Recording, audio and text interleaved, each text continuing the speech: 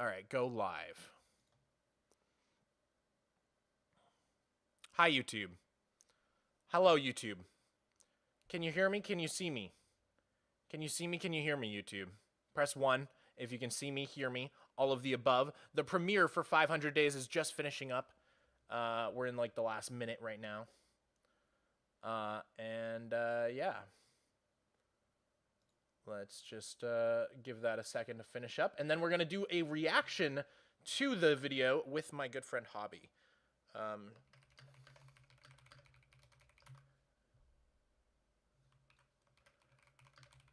Should there be a 600 days? Doing a new poll. I love your videos. Thank you, man.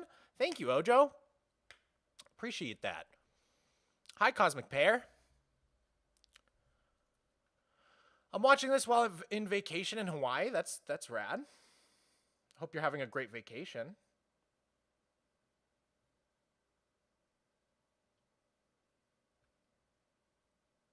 All right. Just watching the very end of the video.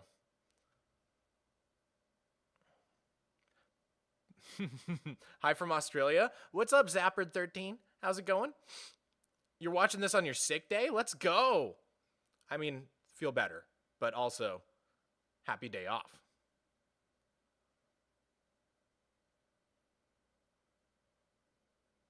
The end of the video is playing right now. All right, so we're going to call Hobby in like a few minutes. You guys ready?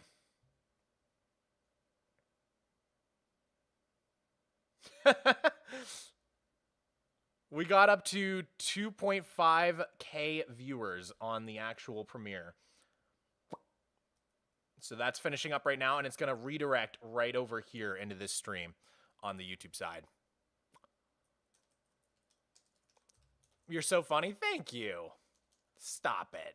Stop it. Thank you, big man burrito. All right. That premiere is over. Think it's going to redirect in theory. I don't know that it did. But, oh, I mean, hopefully people come in here. Hi. Hello, everybody. Welcome to the after stream. Welcome to the after stream. We are going to be... Today, we're going to be calling my friend Hobby up on Discord and reacting to the 500 Days video. He has not seen it yet, so this will be his first time seeing 500 Days on Just Dirt. It's about an hour and 20 minutes long, so this might be a bit of a long stream. We're going to do some pausing. We're going to be, you know, tell some stories, give some background on some of the things that are happening in the video. So hopefully you guys enjoy. And yeah, I'm about to call my friend Hobby right up. Let me just shoot him a message and make sure he's ready. So give me a second here.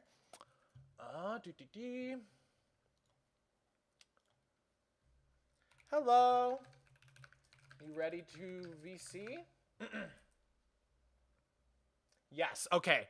Here we go, guys. We're calling Hobby. Let's make the phone call.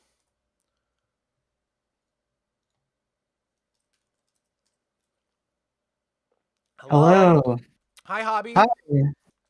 Hey, Mog. Chat. Do me a favor. Tell me either louder, quieter, or perfect. One of those three things. Do me a favor, Hobby. Just say some words. Introduce yourself. Hi, I'm Hobby. Hobby's Hobbit. Whole happy. Hobby's happy. Yeah. Hobby. Okay, cool.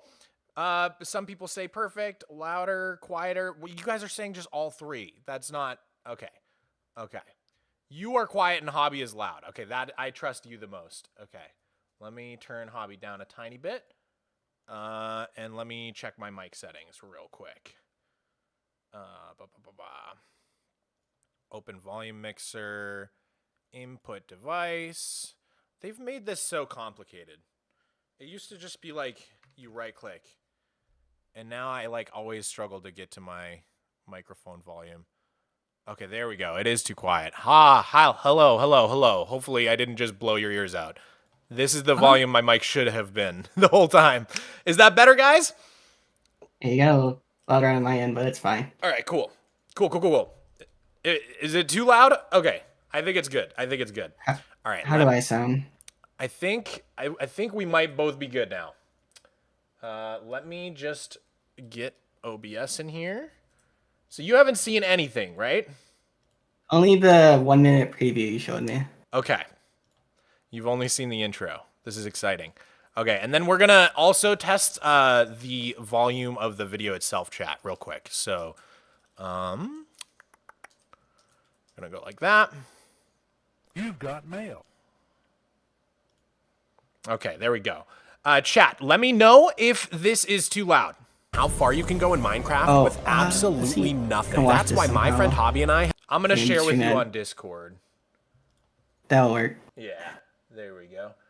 Okay, so technically I'm streaming to Discord, YouTube, and Twitch right now, so hopefully my computer doesn't light on fire. Video too loud. Okay, I'm gonna turn it down like to there. Let me know how this is. I want to know how far you can go in Minecraft with absolutely Is that a little better? That's why my friend Hobby and I have spent 400 days in a world with nothing or is that too quiet? 3 layers of dirt in that time. Good? Okay, better. Good. Okay. Everybody's happy with the volume on all 3 things. That means we can get started. You're seeing the stream okay, Hobby?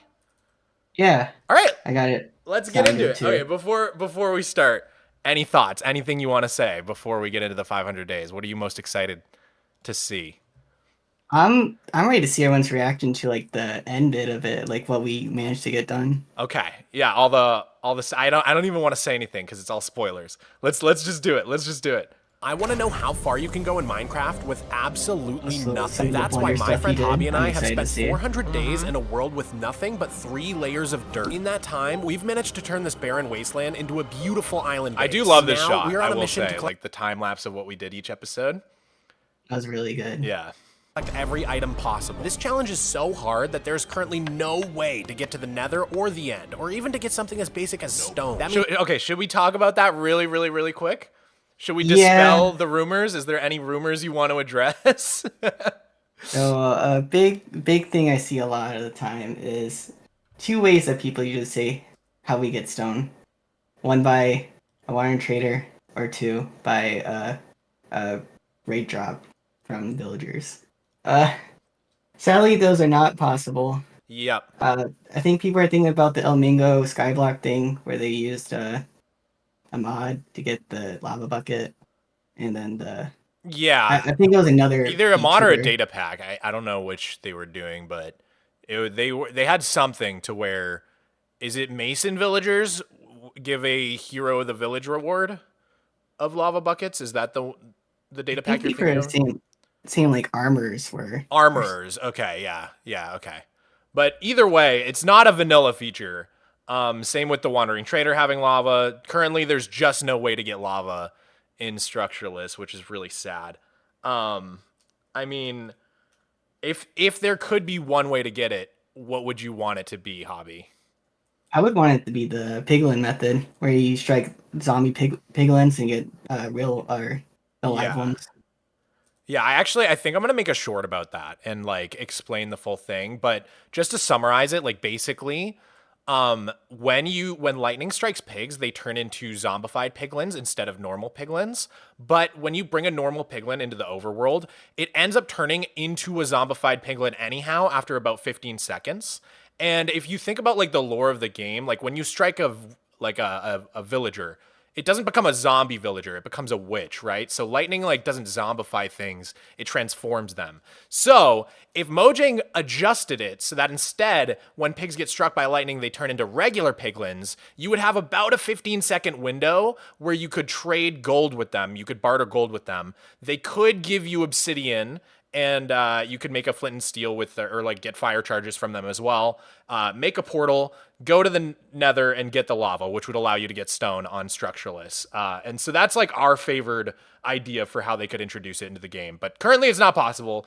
I don't want to yap too long. We should keep watching because it's a long video, but just wanted to address the rumors real quick. Means no furnaces, tons of villagers we can't get, and lots of missing redstone components. Which is why on day 401, I set out to make a manual sugarcane farm, using the sugarcane we just acquired from the wandering trader in the previous episode. We have lots of manual farms in this world, but we've also found really creative ways to make things a tiny bit faster for ourselves. While I was working on the new farm, Hobby decided to take on a straight iron golem in our base. I'm gonna take care of the golem in our base. Wish me luck. No, Hobby, be careful. I'm a pro. I know my limits.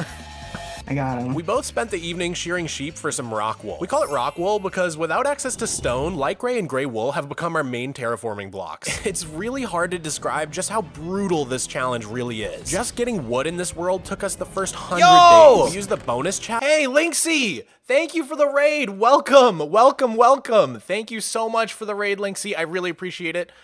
Real quick, I just want to tell you guys what we're up to.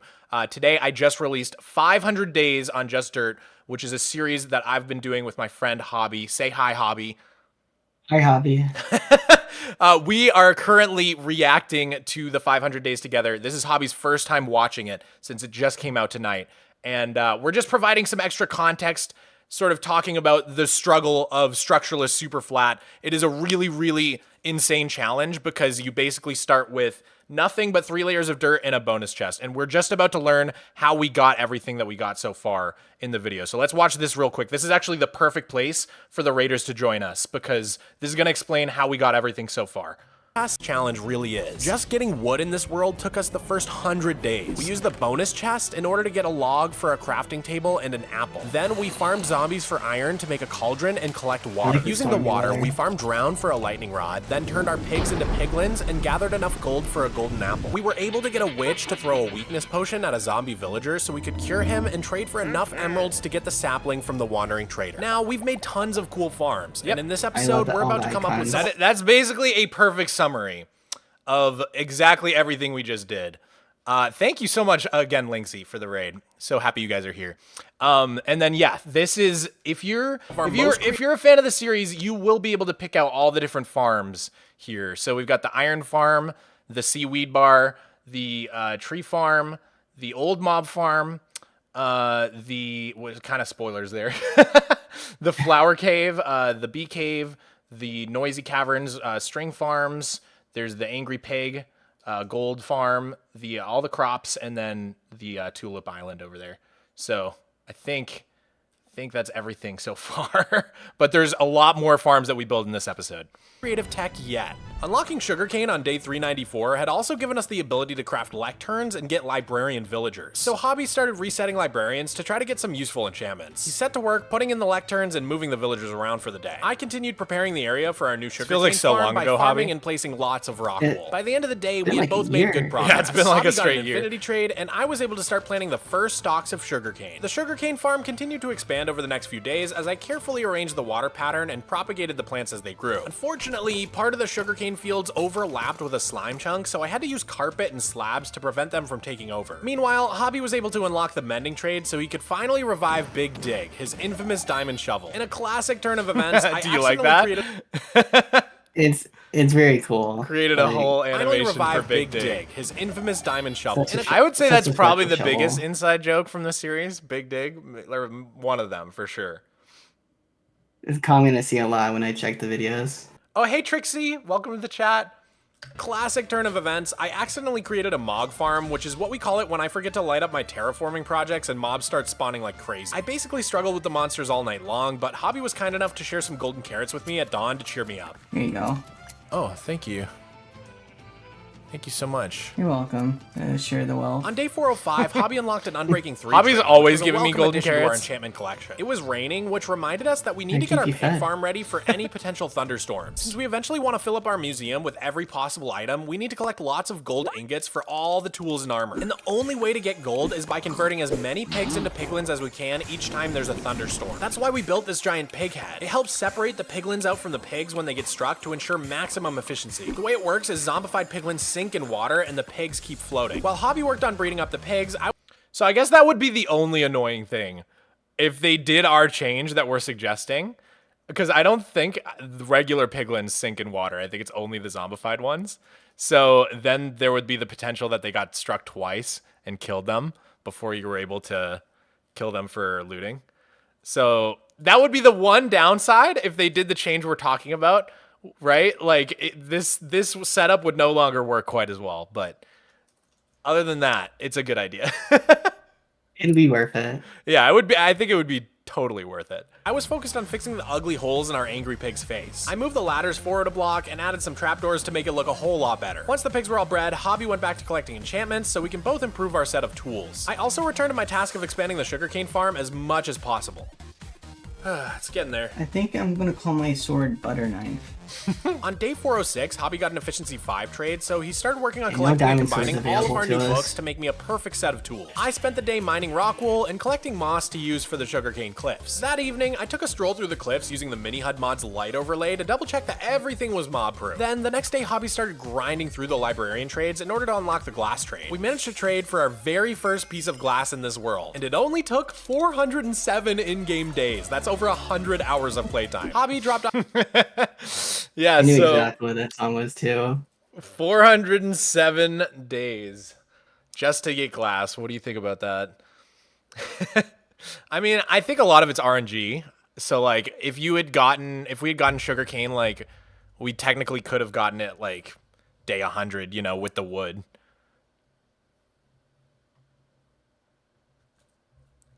Oh, hi Miko. Oh my gosh. Hi. Hobby, you there? I'm here. Okay, got it. Sorry, Miko just like walked all across my desk. I wasn't sure if he like muted you. Yeah. Anyways, let's get back to it. So Miko distracted me majorly. Off some of the glass with me, and I decided to take a break from the sugarcane fields to work on replacing the leafy drop chute of our mob farm with our shiny this new thing. glass. I decided to make the glass into a rainbow pattern using the dye from our little flower farm. Unfortunately, we still have no green dye, so I had to skip that color. Even though on day 394 we did unlock cactus from Wadi T alongside the sugarcane, we still have no way to smelt it into green dye because we can't craft furnaces and you can't roast cactus on a campfire. While I continued dyeing and placing in the glass, Hobby began creating a body for bit our of a bummer. pig head. This should give us even more room to store pigs in between. Kind of a useless thunderstorms. items. Hobby was really struggling to try and figure out the dimensions of a pig body. 4, 5. It keeps moving. This is a pain. So while he worked that out, I finished crafting up all the glass colors and I was ready to place it all. We've got a question in the chat, Hobby, from Andres. One question: is Hobby a real human or AI? I am a human who's been around for like 25 years. I think before the AI time. Real human. There you have it, Yeah. folks. There you have it, folks. thrilling answers. Yeah, at any point, by the way, guys, if you have questions for us, just let us know in the chat. This was going to be super dangerous, because not only was I up high, but mobs were whizzing past me every few seconds. Just as I had feared, a zombie dropped right on top of me. Oh! You get to see my POV of that. No shot, I need to see that. lived that. Pretty crazy, right? Heck? It took all of my bravery to climb Now back you know up why and I finish screamed fixing so the loud. The die guy didn't die this time. eyesore, but by the end of the evening, I was almost finished. Unfortunately, however, I was out of glass. Meanwhile, Hobby finished up Angry Pig's bad-tempered body. Then, on day 10, Hobby moved our pigs into the new torso, while I spent the morning tidying up the area in our storage room where the first villagers used to live. They had been tragically killed by zombies on day 395, marking the end of an era. Afterwards, I went back to work on I this went back and looked at their full tragically lifespan. killed by zombies on day I'm 395. like a historian for our own marking series the- at this point. But yeah, I went back through. I believe we got our first villager on day 61. And then Oh, those they were didn't even make a year. those were like the children of them. Those were the OG villagers. So they made it a pretty long time. They had a good life. How much is this in villager years? You know what I mean? end of an era. Afterwards, I went back to work on the sugarcane cliffs, but How long did it take to edit this?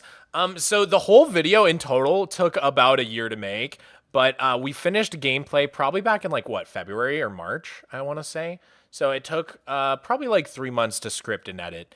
But it wasn't like, you know, we always have multiple projects going at once. So it's not like I'm like 3 months just working on 500 days. We've obviously been doing other videos as well.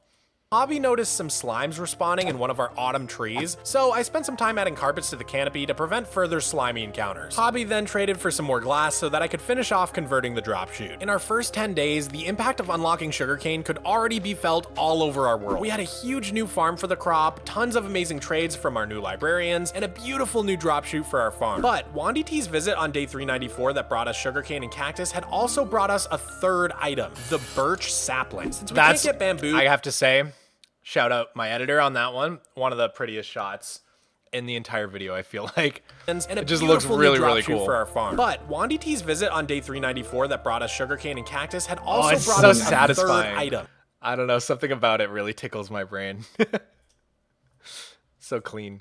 The birch sapling. Since we can't get bamboo or the nether trees, there are only 8 different wood types we can unlock, and birch is our 4th. So I'm really looking forward to working with the birch wood over the next 10 days. But before we got into another play session, Hobby and I decided to catch up on our favorite anime together. Dedicated CPU cores, affordability, power. One Piece. Mogswamp, the Yes. king of Superflat, attained this and everything else that Minecraft server hosting so has glad to you offer. got it. Want my server host? You can have Damn it. you, I left that. everything all on Bloom Host. Now you just have to click the link. These words lured many to surf the Wow. net and chase their dreams of hosting lightning-fast servers. With advanced and a too-good plan entered the great age utilizing for any Minecrafter to ignore. The world has unquestionably entered the great age of high-performance Minecraft server hosting. With 90 Check it out. The Wanderer from my flat world. We got it. Little cameo.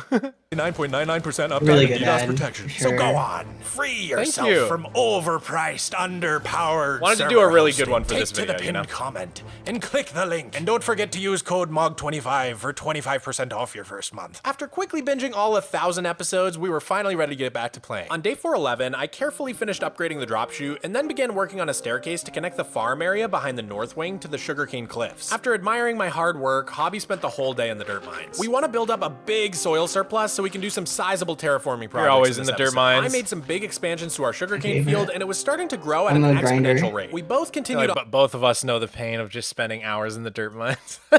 I think I was like talking to you about like, oh man, you got that whole dirt challenge you gotta do. I'll do the dirt mining. Yeah, literally. Like, I needed a break from it. My flat world already done so much dirt mining. You're the dirt digger on the we need a name for the island. Oh, we By do. the way, yeah. I thought we talked about it once. We do talk about it in the video, and I put a call out to all the fans. But just to say it now, just be thinking, chat, while you watch this video. What is a good name for this island? We've just dirt land is like too on the nose. I think we need something creative. So just be thinking about that in the background while we watch. On the next day, I expanded the sugarcane farm a whole bunch more, and Hobby kept mining dirt and breeding our pigs. Hobby was a little upset when he found that one of the villagers in our auto crop farm had managed to escape his spot in the middle, but I quickly got him back into place. Hobby then calmed down and subsequently began to explain the intricacies of YugiTube to me, which is apparently what they call the Yu-Gi-Oh Oh. section of YouTube. Another I one know of about the these. YouTube space. You're tapped into the YugiTubers, the YugiTube economy. Fascinating stuff. Afterwards, while he was digging dirt, Hobby There's a reason you're called Hobby. Yeah. Because of all your wonderful hobbies. When I made this name back when I started getting into Minecraft, I still do all the same hobbies pretty much. Really? Since then. Yeah, a lot of them. And when did you start playing? Because I was like 2011, like spring 2011. That's when I was like learning the game. Or like I didn't actually. I had it on the phone, and then I got it on PC the same day you started your Minecraft channel. Oh, really? Yeah. That's so crazy. It's serendipitous. It was meant to be. And then 1.2.5, my beloved. and then more hobby lore. When did you actually find my channel? Do you remember around when you found my channel? You're working on Salacia, and I found it. I don't remember if I found it before on YouTube. Before That would have had to be like 2014, 2015, right? Maybe 2016, like at the latest. 2016, you were like around episode 80. Yeah, okay. Around then. Yeah, I remember. I like the Yeah, the fishbowl episode. I think I posted some screenshots of that episode to Reddit and they did okay. And I think I remember you saying you had seen the Reddit post. Yeah, I was on Reddit a lot because I was bored, so I think that's where I found you. That's back when our Minecraft was like a little bit more acceptable than it is today. And then so then you just started following the channel and then dude, Slayer, thank you so much for the sub. I really appreciate it. So yeah, you saw the video in 2016-ish, started following the channel, and then I made the Discord in like 2020, and that's when you heard about it? Yeah, and then I think that's when I started talking to you since the Discord. Yeah, because back then my Discord was super small, like less than 1,000 people. And you were like the structuralist. I mean, you still are the structuralist guy in the Discord, but you were like I wasn't like really aware of the challenge at all. But even before that, you guys may know this from if you've watched like a lot of Superflat videos, but Hobby is the one who discovered stronghold spawning in 1.16.1, was it? Or no? Yeah. 1.16.2? I forget which update it was. I think You it were was streaming- 1.16.2. Oh no, it's not that one. Oh, dot one? I remember Okay. because the speedrun version for speedrunners. Oh, yeah. Ando Which is is Goat, funny. thank you so much for the tier 1. I really appreciate it. Doo-doo fart. Profound stuff. Thank you. Yeah, you're right. 1.16.1. That makes sense. I was just you're streaming. I wanted to play Superfly again, and I ran into the stronghold randomly. I'm like, I told you in chat, and you didn't believe it right away. That sounds about right. Because like after like 8 years, I was like, yeah, there's no way. Like, why would they change anything in the Nether update? It like didn't make sense. But yeah, that's awesome. So then, yeah, you figured out the stronghold thing, got strongholds on my flat world, and then you started getting more and more interested in the structuralist stuff, right? When did you like start getting really into structuralist? Start of 2022, I believe. Okay, cool. And then yeah, like shortly after, how far were you into your structuralist single player world when we started our first attempt at 100 days? I remember being at like 100 days, and I like just got water in a cauldron because I Okay, didn't know how to got make it. a mob farm then. Yeah, so you had some experience. And then, yeah, chat, I don't know if you guys knew this, but we actually did a attempt at Structuralist before the 100 days video that actually got posted, which is partly why it took us so long. That one also took almost a year. And yeah, the reason why is because we basically started over like after like day 70 or something, because we learned a lot on our first attempt. So, but we should keep trucking on. We're only 7 minutes in. let's keep going. Accidentally almost let our cows out. These are cows. No. I'm digging underneath, and I found the cow pit. No. Not let the cows moo out. Who let the cows moo out? I was getting so sick of seeing slimes in the sugarcane fields. Sometimes we play really late at night, okay? That's all I can say. That's our usual recording time, yeah, like this time. A lot of times we record at like 1 a.m.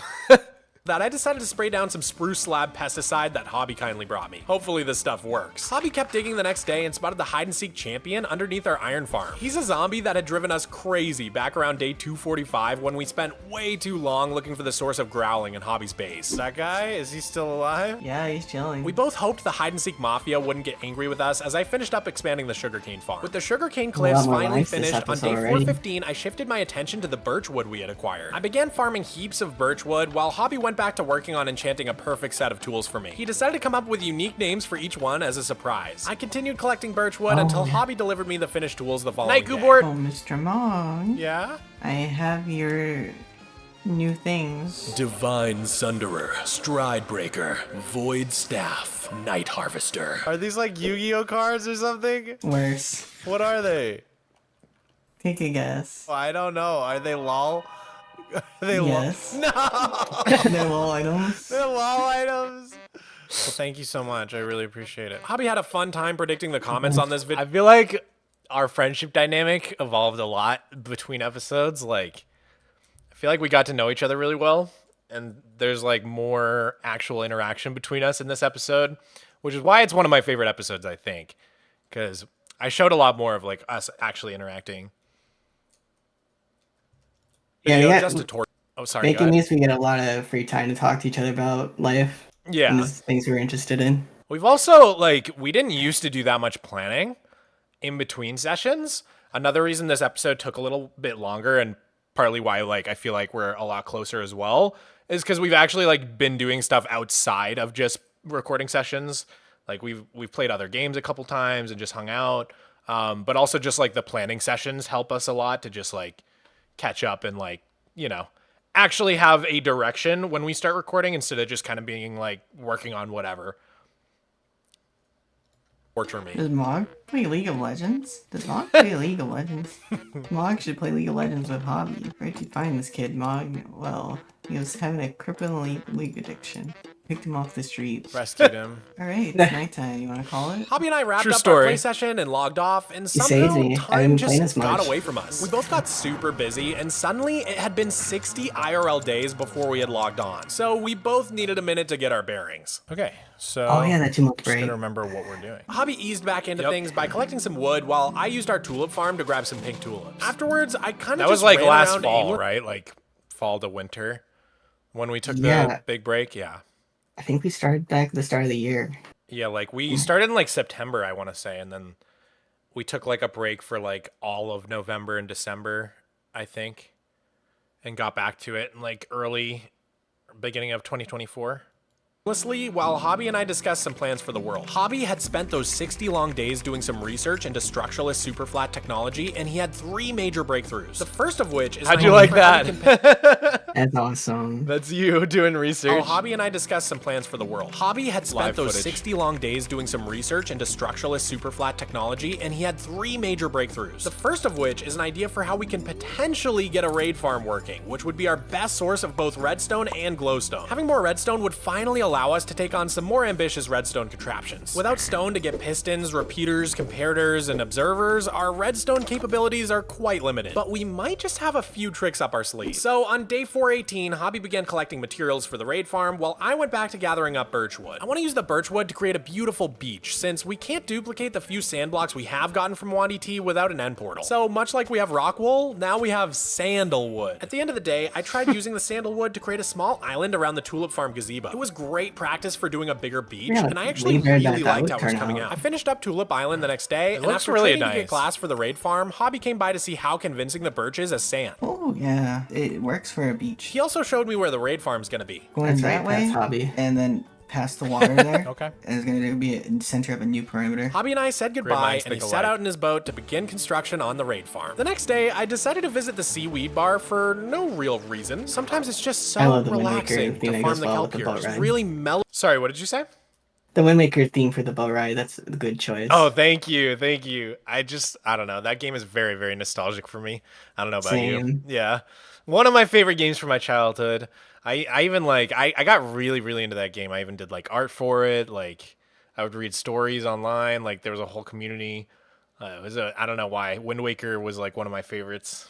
For no real reason. Sometimes it's just so relaxing to farm the kelp here. It just really mellows me out, you know? Meanwhile, Hobby prepared the area for the raid farm by expanding the water perimeter. Then he began building a glass tube for a minecart elevator to get up to the farm. We can't get elytras or get soul sand for a water elevator or even get pistons for a piston elevator. So I think this minecart elevator is actually the best way to go upwards. Now that is some old school Minecraft technology. While I was using the wood farm, I couldn't help but Yeah, notice chat. that the Do you guys remember like minecart and boat elevators?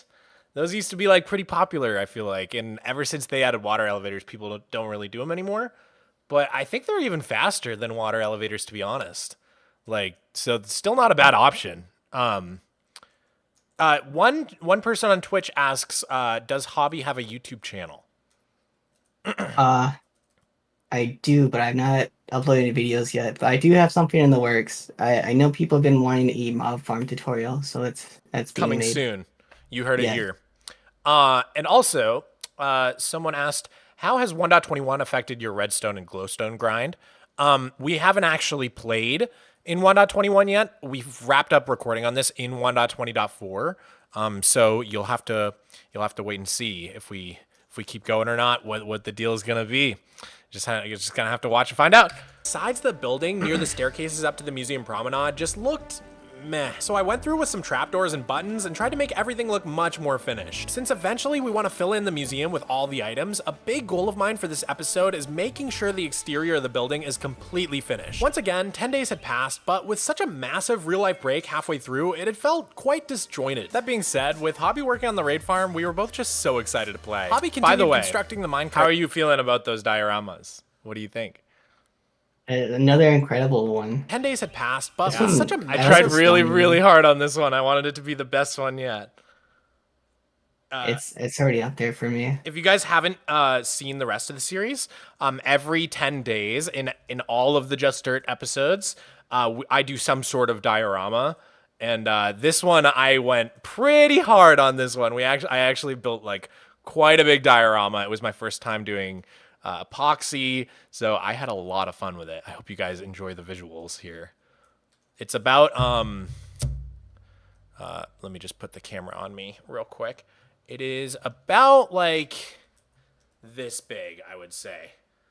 Like, about like that. I can show you guys on stream sometime if you want, but it's in the garage, so I don't want to interrupt the stream to go run down there, but yeah.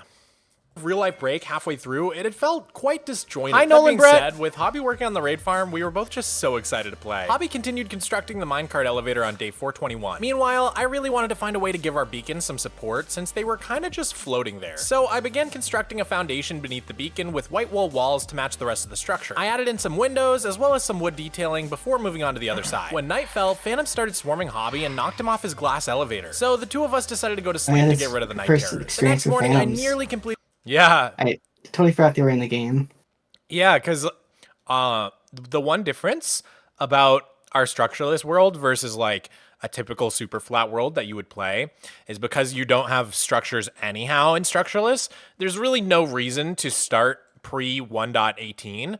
And so we started our world after 1.18 at the -64 coordinate. So it's really low down in the world. So it's pretty rare that we're ever going high enough to get phantoms, because I believe phantoms only spawn above like Y level 60 or something like that.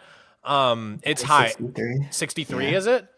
Ocean level. Okay, got it. Yeah, so you actually don't really see them. I think that was our first time, like Hobby said, actually getting them in the world, because the mob farm actually isn't high enough up to get the phantom spawning. Completed the second beacon building with just a bit of wood detailing left unfinished. So I headed over to the storage room to grab the final supplies needed to complete it. Meanwhile, having finished his minecart elevator, Hobby began building the drop chute for the villagers. By the next day, Hobby was ready to build the main part of the raid farm, which is a design by Vinegar358. He made a tutorial so good that ENXO4 himself commented, "Great job." Hobby switched on an overlay of the farm using the Lightmatica mod. ENXO4, the tutorial god. Use some precise bow placement. While Hobby finished constructing the raid farm, I grabbed all of our birch wood and finally got started on making a big... I know, unfortunately, most of them are like not really doable for us, yeah. But you know, that's how it goes. That's why we love the challenge. Big beach near the sugarcane farm. The tulip gazebo had been great practice, and I was feeling pretty good about the results. I think this is done. The raid farm? Yeah. Nice. In order to initiate the raid farm, we need to get the bad omen status effect, which means we need to wait for a pillager patrol to spawn somewhere. We hadn't really seen any around our base though, so Hobby wasn't sure quite what to do. But unfortunately, I was too busy dealing with another Mog farm to help him out. Maybe should I FK for this patrol to spawn? Should I do it? What should we do about this? Dude, the mobs, I can't. We ended up just going to sleep to kill off the mobs, and it's a good thing we did, because we have a lot of villagers around our base. Oh god, they're going towards the villagers. Stop, please. Once I was done doing pest control, I realized that I had left some dark spots on the inside of the beacon building. So yeah, one thing I should explain, guys, if you're wondering, it really bothers me, but for like the first like 20 to 30 days, I was using the Wakes mod, but it was like glitching out and causing like all these weird pesky little particles to appear where they shouldn't. So eventually, at some point, I removed the mod from my mod pack to get rid of that. But for at least one play session, it was doing that. I think it was, you know, the play session somewhere between like 10 and 20 days, 10 and 30 days, somewhere in there. But it does go away eventually. To the beacon building. So I took on the hazardous job of lighting things up. Hobby sailed. Nexus says, Hobby makes raid farm. Mogswamp struggles with mobs. Yeah, that's just about right. Struggles with mobs, my emotions, you know. Mog's carrying the building. He's such a great builder. Yeah, I'm the builder. That's my talent. Back to our base and decided to start resetting librarians to try to get the sweeping edge enchantment. We're gonna need that on our swords in order to use the raid farm properly. I went to add some support to the two sides of the iron golem farm that were floating to give the building some structure, but I didn't realize that the farm had actually broken in the newest update, meaning we'd eventually have to make a new one anyhow. While I was working on that, I think Hobby was having a little too much fun getting some new librarian villagers. Oh man, that villager mysteriously disappeared. My friend told me I was waterboarding the villagers. After wrapping up at the Iron Golem farm, I headed to the beach to check if I had lit everything up properly. I think it's all good now. No, I hear a zombie. He must be like under something. Found him. This zombie was no hide-and-seek champion, but it did seem like he was probably a part of the hide-and-seek mafia. We must have angered them on day 414 when Hobby was digging all that dirt. Hopefully, Hobby doesn't have a horse head waiting for him in his hobbit hole. The next morning, Hobby returned his attention to resetting. What did you think about I don't that? get that reference. So, okay, it is a reference to The Godfather. Basically, in that movie, some guy pisses off the mafia and he wakes up and they've put like a severed horse head into his bed with him, and he's like, it's a famous movie scene where he's like, he just starts screaming and he's like, there's a bunch of blood in the bed and stuff. We did a bit of a PG Minecraft take on it, just because to reference the hide-and-seek mafia. Probably a part of the hide-and-seek mafia. We must have angered them on day 414 when Hobby was digging all that dirt. Hopefully, Hobby doesn't have a horse head waiting for him in his hobbit hole. The next morning, Hobby returned his attention to resetting for Sweeping Edge, while I placed a bunch more dirt to build up the island's coastline over by our tree farm. Hobby's villager was refusing to get a job. Oh man, this is frustrating me. Oh boy, my guy is right in front of you.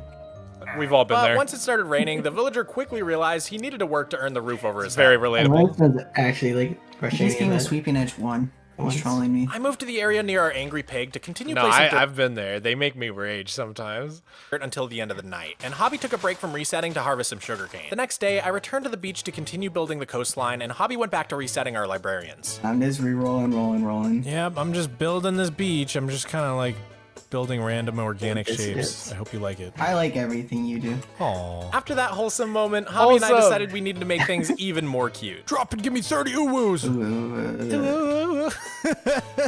Hobby managed to find an Unbreaking 3 trade that was like half the price of our... We record late at night, okay? We're both a little loopy, okay?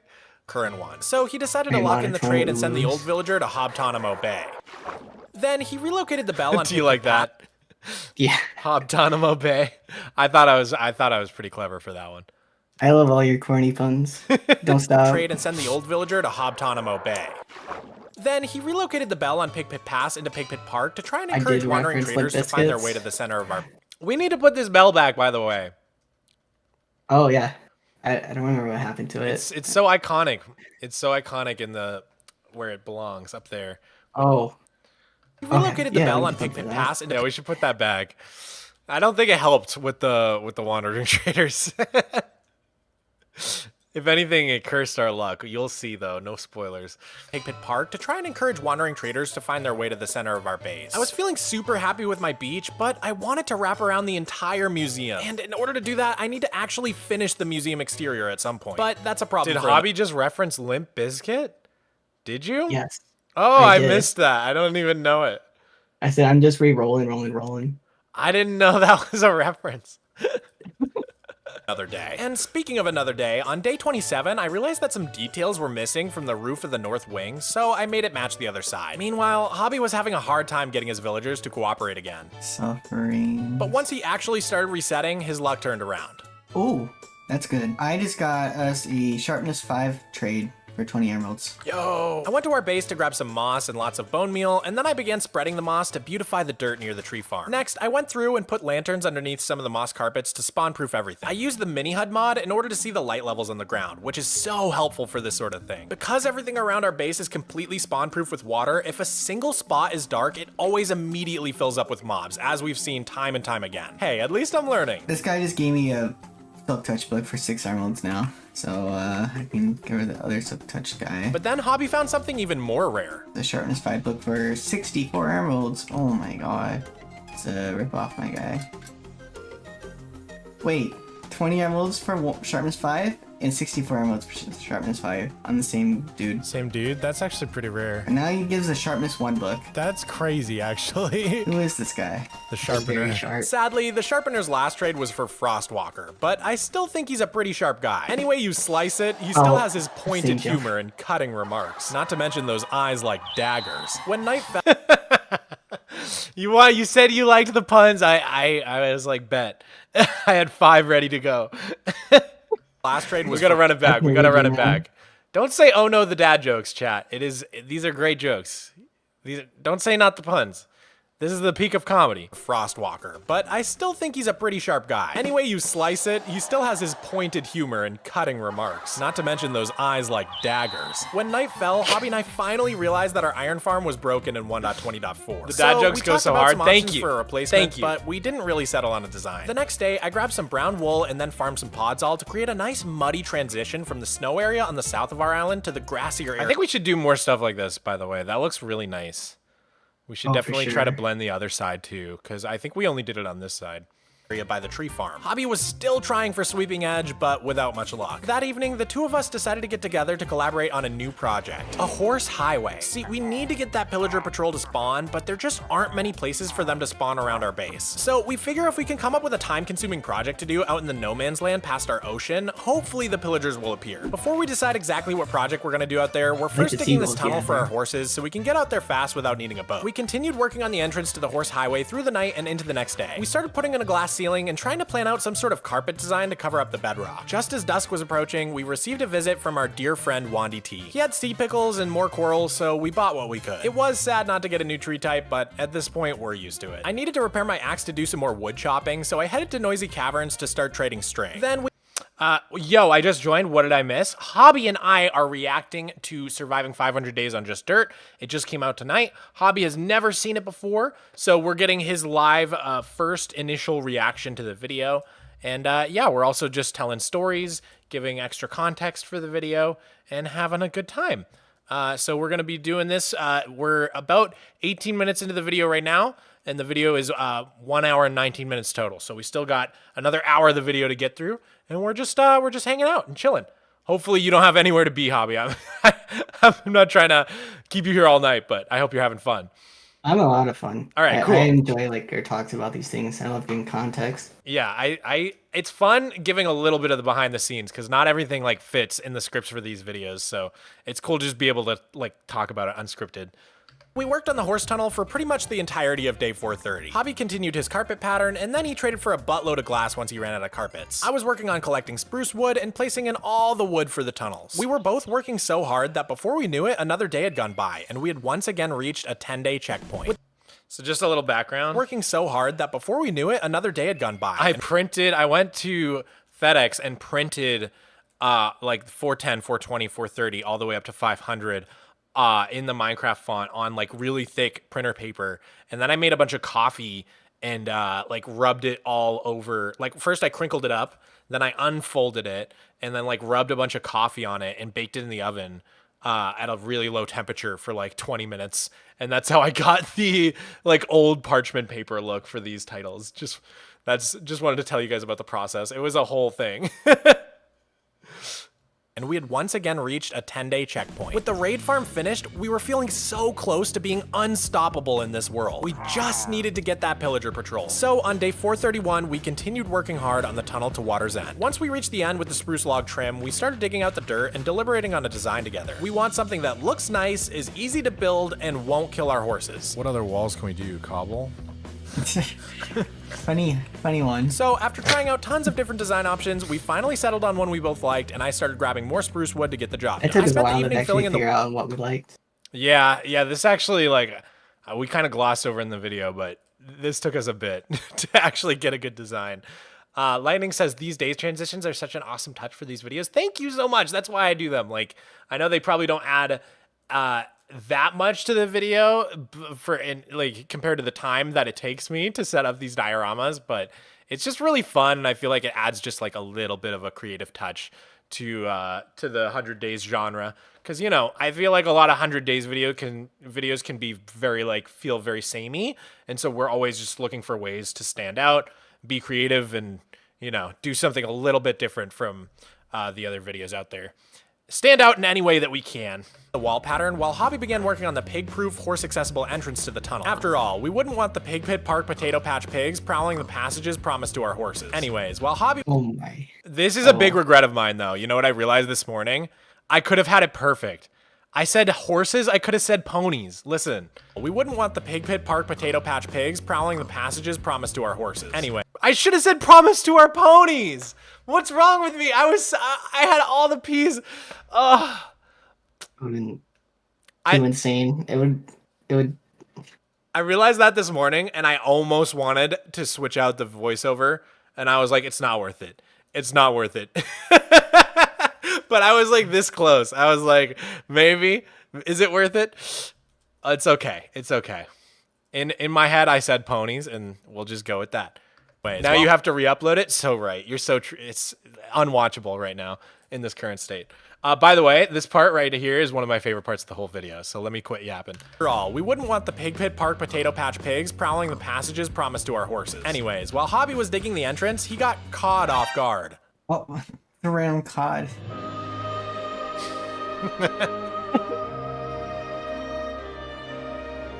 I should save it. He was even rewarded for his good deed with an advancement. Tactical fishing. Hobby decided to put our new friend, the Codfather, into Pufferfish Fountain. The Codfather immediately embraced his role as part of the fountain itself with great fervor. Inspiring stuff. I collected some carp. Let's go. I love the Codfather.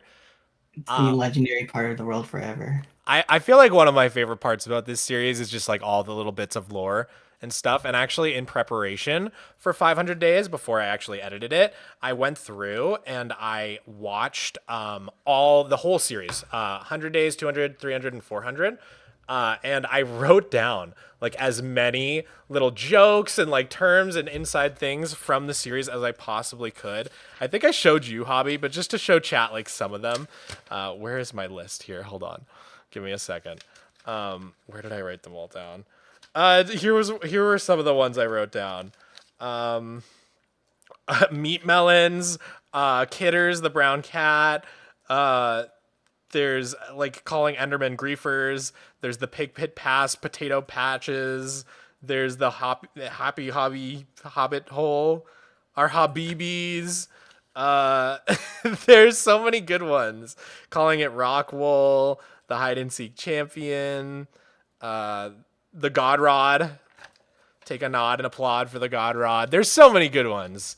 I feel like we have a lot of really good lore, inside jokes, and like wordplay in this series, which is one of my favorite parts about it. Like none of the lore is like stuff we made up. It just kind of happens. And then it's just like it gets stuck. Like the Codfather. Carpets and continued the pattern down the tunnel until I ran out, after which Hobby and I joined forces to further improve the entrance. While digging out the dirt, I came upon an Enderman who appeared to have been hiding out in this room with some villagers for ages. What is he doing? You can teleport, bro. Did no one tell him? I encased the room with glass because if I remember correctly, these are some of the first villagers in our whole world. After converting our first 2 villagers and breeding them, we moved some of their children into a very rudimentary iron golem farm on day 84. Then on day 122, after we had made a new iron golem farm, I moved the villagers into this small space under Pig Pit Pass. Later, on day 142, we moved some of them into the villager breeder under the museum, but a few got left behind. So these guys are like the last remaining confirmed original children from our founding villagers. Man, you could probably write an entire history book about this world. I went to chop wood and contemplate days of yore while I really like that shot. You can see we've got like actual stuff on the pages. Pretty cool. The bonus chest. Just some lore. Probably write an entire history book about this world. I went to chop wood and contemplate days of yore while Hobby experimented with creating some sort of low-tech horse stables so we won't have to tangle with leads. Eventually, he remembered this old strategy used by ND123, whose Minecraft forum post from July 2015 is the entire inspiration for Hobby and I to do this challenge in the first place. I use the technology from the legends of old. ND123, if you're out there, I want to say thank you for inspiring me to do one of the most fun challenges ever and causing me and Hobby to become such close friends. I wrapped up the day by using the wood. Yeah, see, I told you about this, but I actually went to CVS and bought a thank you card for ND123. So if you're out there, ND123, if somehow you see this, if somehow this makes it back to you, thank you from Hobby and I. Big thank you. Yeah. Such a great thing that we started just because of your world. Seriously, like we never would have been such good friends or had this great series with all the amazing inside jokes and the lore and stuff. And I feel like we've both progressed as people a ton since we met each other too. So it's just been really fun. Thank you, ND. Thank you, ND123. If you ever see this, it would be so cool if somehow he saw it someday. We can hope. We can dream. Are you out there, Andy?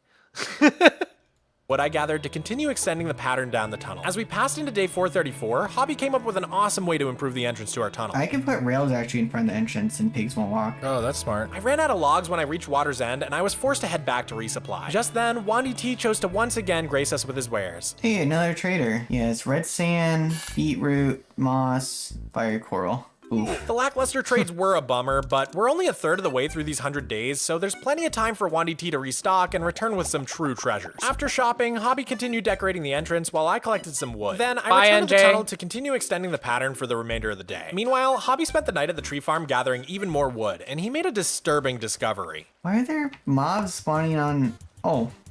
I saw zombies spawning on the windowsill. Okay, that needs to be lit up. I realized that mobs had also begun to spawn on the cross beams I had installed in the glass ceiling of the horse tunnel. So Hobby and I went to bed to clear the mobs, and I spent the next morning mob-proofing all of the windowsills with carpet and putting trapdoors down on the cross beams. After that, I went back to constructing the tunnel while Hobby collected gray wool to use as a carpet for the on-ramp to the highway. Or should I call it the horsey hold room? I finished the horsey hold room. I was getting pretty close to finishing the tunnel walls, but my wood supply had once again... You sure have a way with words, Hobby.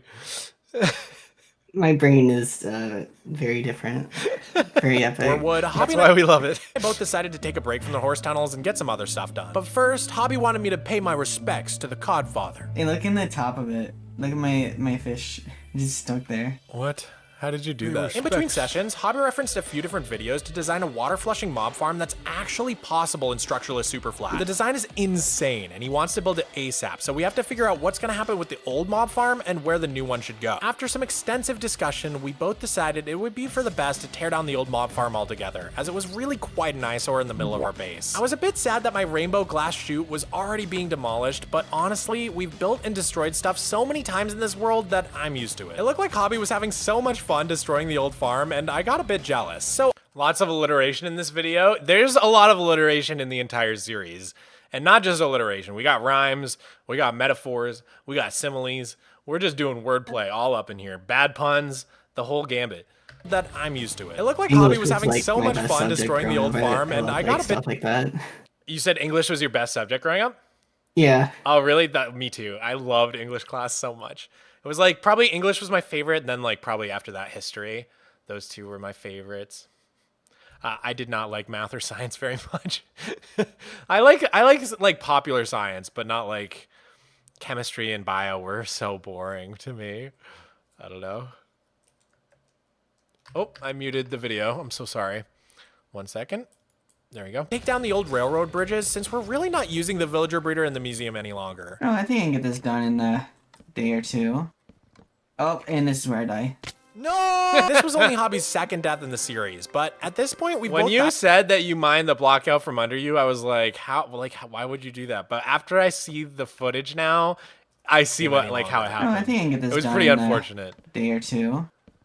Like it looks like you're like aiming at the fence, but it just like Yeah. Yeah, it's pretty unfortunate. I see exactly how it happened. On my hotbar. Yeah, you could have clutched it. That's okay. That's okay. Hey, Mr. Superflat, may I ask, how do you come up with ideas? I have a creative world in Minecraft. My family plays on it as well. I don't know what to build. Do you have ideas? I get this question a lot. I've answered this question a million times, so I'm going to actually give it to you, Hobby. What is your process like for getting ideas like in our world and stuff? Like where do you feel like our ideas for all the stuff we've built have come from? Because I always struggle with this question. I'm always like, I don't know quite what to say because inspiration comes a little bit easy to me sometimes. So yeah, I'd like to hear your take on it.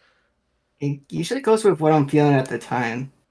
I know like during like the Christmas time, I was like, hey, I want to build like a snow area. Or like, I saw this video about horse breeding stuff and I want to do like mess with horses. Yeah, that's true. So like when you were super interested in the horses, you built your horse hobbit hole. And then, yeah, Christmas time, we built the whole winter area. I guess that, yeah, we like just kind of follow whatever like the mood is. I feel like that's a pretty good answer. Give me 1 sec. My webcam is blurry and it's driving me crazy. I'm just going to turn it off and on again.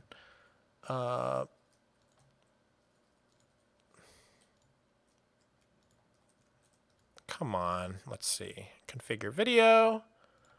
Focus. There we go. Apply. Fixed it. Okay. I don't know why when my camera gets blurry, it just like, it makes me so angry. Okay, we keep watching now. Oh, and this is where I die. No! This was only Hobby's second death in the series, but at this point, we've both died enough that we kind of stopped caring. I gave him the chop, and this gave me the flop. I repurposed the center section of the railroad bridges into... I'm really not sure what you meant by that, but I love it. Some cute little pergolas for each side of the base, which I think look much better. Hobby was finishing taking... It's what? It's very deep meaning. I won't get into it. Yeah. I want to put it on like a motivational poster and hang it in my office. Down the mob farm on day 437 when he made a realization. This mob farm has claimed both their lives. It has to go. It's the killer mob farm, dude. We are mobs. Mogswamp and Mobby. We both took a quick break to grab snacks, and we realized that Hobby had grabbed an orange, and I grabbed orange juice. I guess we were just really in sync that night. I grabbed some spruce wood and crafted a bunch of trapdoors to place along the edge of the promenade wall in front of the museum. Then a stinky griefer appeared, and I guess he wanted to hop on the orange trend because he picked up one of my orange tulips. Ugh. Enderman with a freaking... I am so sick of these guys, I could scream. He stole my tulip. Oh my god, he's gonna kill me. I forgot. Oh my god. Oh. In my blind rage, This I had episode totally definitely had the stupidest deaths out of any of the episodes, I will say. Lots of just unneeded, unnecessary dying. But it's fine. I feel like we both kind of stopped caring at this point. We've accepted that it's not hardcore, so. Yeah. Forgotten that an Enderman can easily kill me in this world. We haven't managed to get diamond armor from mobs, so we're stuck with crappy iron protection. The back-to-back deaths definitely shook us up a bit, but Hobby was almost finished destroying the mob farm. All he had left was the glass drop chute, and he'd be safely back down on the ground. So he spent the next morning taking down the chute while I gathered wood. I then used the wood to make the circular gate in front of the museum double-sided. It looks a lot better with the pattern actually copied onto the backside. Plus, without the big ugly mob farm, the view from here is 10 times better. Hobby began collecting the materials for the new mob farm while I embarked on a new venture. I want to put a roof over the second layer of the trading hall where we can expand the Promenade Park to include some seating. So I started by placing alternating rows. Mog got a thing with orange juice for real. Thank you for the 5, first of all, Slayer. I appreciate it. Second of all, yeah, orange juice is like life-giving juice. I don't know what it is about orange juice, but whenever I'm feeling like a little sick or a little off or a little tired, one glass of orange juice, it feels like I'm drinking the sun. It feels like I'm drinking pure energy. It just makes me feel better. I don't know. I don't know why I have that. Like, I only drink orange juice when I'm, like, feeling bad. Hey, Rebella. Hello, Megan. Hi, Megan. Meg, what's up? Hi, Meg. Hi, Rebella. Rebella's here. Yeah. All the OGs are coming out. And slabs to create the roof. While I gather... Unless it's that IHOP juice. We don't talk about IHOP, Slayer. Thank you for the 2, though. the International House of Ops. That's what they are. More wood, I decided to check in and see what Hobby was up to. Did you get your campfires yet? What have you been doing? Eating cottage cheese.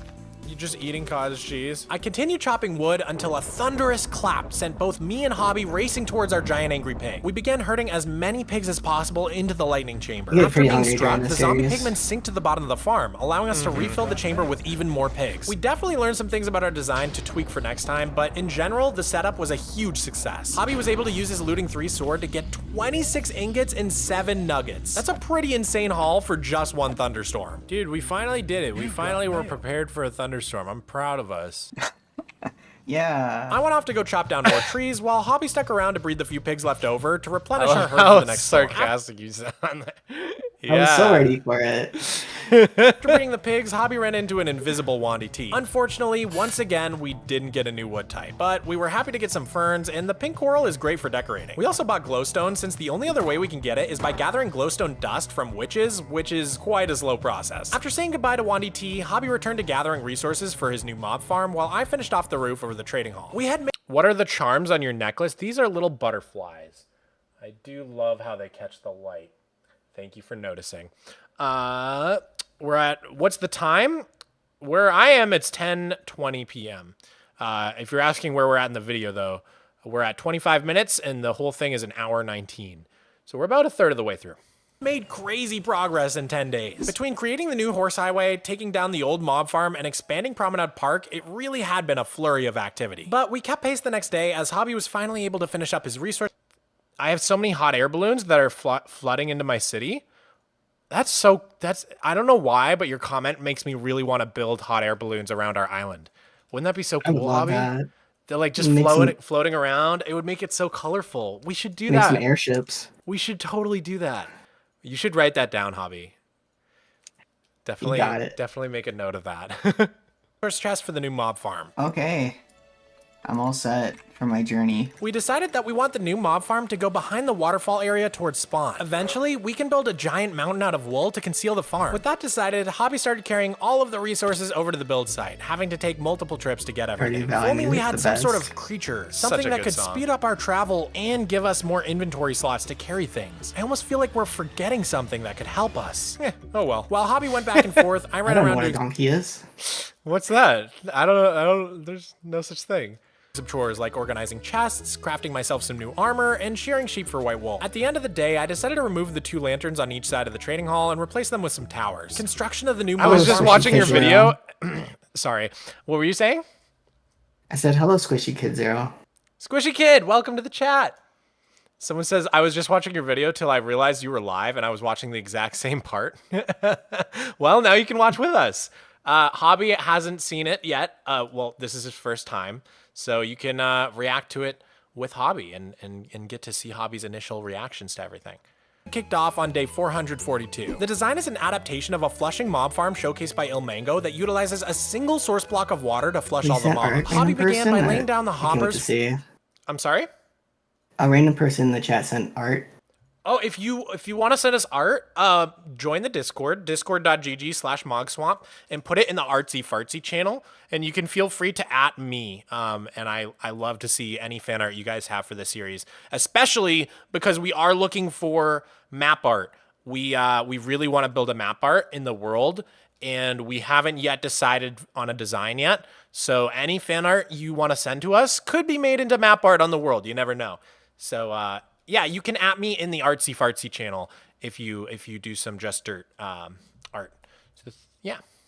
For the item collection. Way on the other side of the base, I was building up the 2 towers to replace those lanterns. But we decided to go to bed so that the mobs wouldn't terrorize Hobby while he's building. However, that does mean we sacrifice about 10 minutes of the day. And if we want to accomplish all of our goals for this episode, we have to be selective about which nights we choose to sleep through. The following day, Hobby made significant progress on the mob farm, outlining the bottom layer where the mobs will be flushed towards the center. Meanwhile, I finished up the 2 new towers and was thrilled with how they came out. They fit the theme of our base perfectly. Later on, Hobby came down to grab more resources and joined me to admire the new towers together. Oh. I could already see the new mob farm coming together on the horizon. The following day, Hobby once again ascended to work on the farm while I laid out a charming little picnic blanket in the Promenade Park. I also added some nice tables and chairs to the rooftop deck to enhance its friendly look. By day 445, Hobby had finished up the farm platform of the farm and moved on to... I think this one is Noki Bay from Super Mario Sunshine.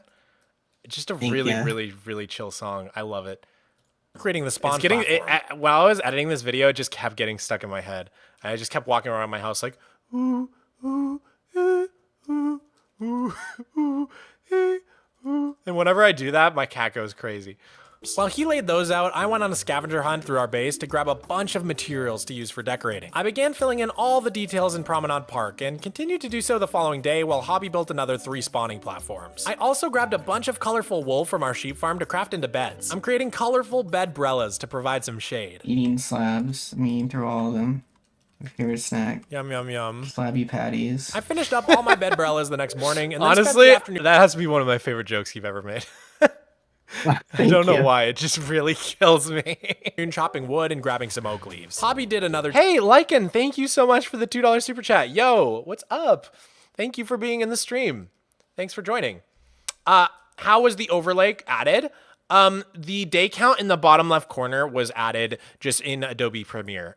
So basically, every single day we just manually slide the title over to match the day. So it's just all manually done after the fact in Adobe Premiere, not in OBS or Minecraft. Although putting it in OBS could be kind of smart. The reason not to do that is because then it would be baked in to the video, so to speak. So if you ever wanted to move it or change it, or if there was a mistake, you wouldn't really be able to go back and change it. So the way we do it in Premiere, it's a layer that you can turn on and off in case you need to get rid of it.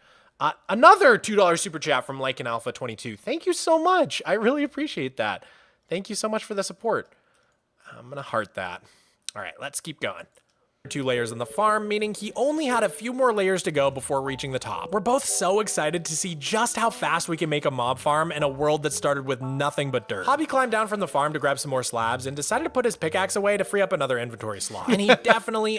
So yeah, You've got mail. just so you know, Hobby, that's where it is.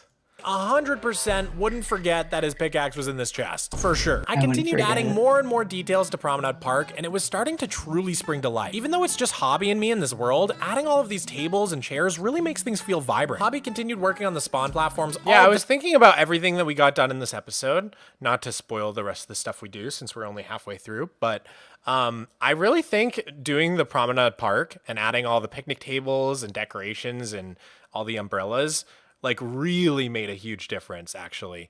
Like I didn't like, it's kind of one of those things that it's like small, so you might not like notice it at first, but it just like really adds to the life of our little island. I think we should definitely do more stuff like that, like maybe little chairs on the beach and like, you know, just more furniture and like making little benches here and there and just paths and making everything feel more lived in, because it really helps.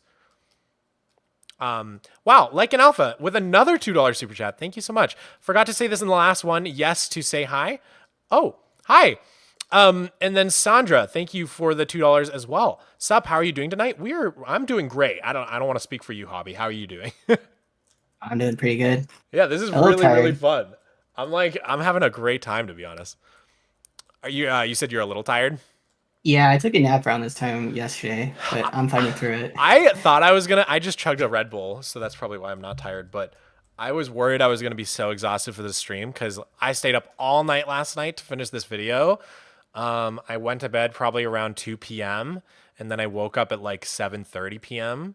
So 3, 4, 5, 6, 7. I got like 5.5 hours at a really weird time too. So I've been grinding for the past week on this video. It's been crazy, but luckily I'm not dying yet. So far I've got a lot of energy. I think just talking to you and chat is keeping me awake. And I'm by the same. nightfall, he had finally reached the last spawning layer. Honestly. Sure. I'll test out one of the bedbrellas. You've got mail.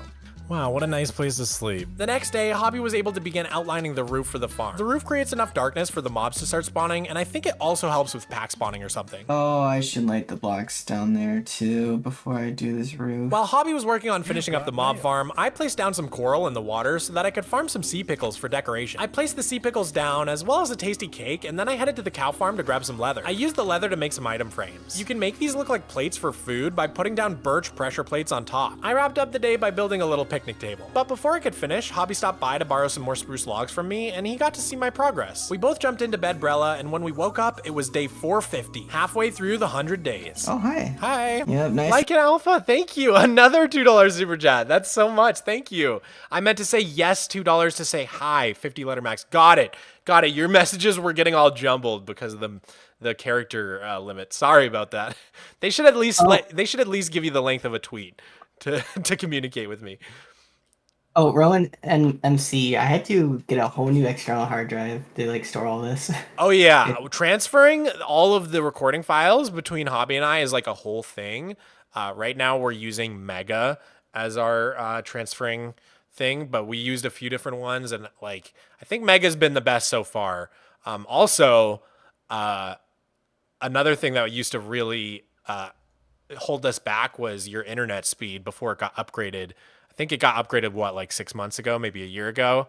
But before that, your internet speed was so slow on the uploads. Hobby used to have to upload footage and go to bed for 8 hours, and you would wake up and it would still be transferring. It was so bad. I even sang a USB of the footage. Yeah. For one video.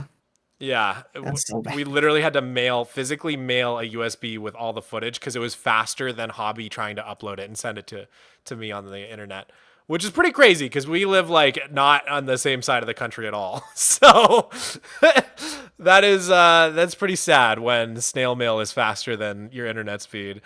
Luckily, it seems like it's a lot better now. You've got mail. It's playable. Yeah, it's playable. not great, but doable. To finish this today. But as Hobby climbed up to his mob farm, it became clear that finishing the farm today would be a major challenge. Oh god. That's a bunch of mobs. I'm fighting for my life. Careful. Ah! That's one death destroying the old mob farm and one death so making close the new on that. one. Every time I watch it, I'm like, this will be the time. He's gonna get him. I don't know why I ran into him. Yeah, the hitbox looked a little weird. Hey, ya boy Joe, 123, thank you for the $2 super chat. Mog, you should try new 100 days on your original world. Yeah, I've done a few 100 days on my original world. I think I've done 2 of them, but I definitely want to do a third one because I think the first 2 I did are both at 1 million views now. So it's actually doing okay as a series. So the thing I really like about doing 100 days on my flat world is that it lets me build whatever I want instead of having to do like one big project for the video title and thumbnail. Like for example, like usually when I make a video on my flat world, I have to build like one thing, like the greenhouse or the library. But if I want to like build up my city, it's kind of hard because it doesn't really make a good title to just say I built a city. But the 100 days kind of let me do whatever I want during those 100 days. So I'll definitely be doing more of those in the future. This project was proving to be quite lethal. These mob spawners are dangerous. I spent my morning wrapping up with some final details in the Promenade Park. But after Hobby died, I quickly ran over to my bee cave to grab some honeycomb for crafting beehives. That way I'd be close by if Hobby needed my help. Oh, the mob has started to drop down with them. Oh my god.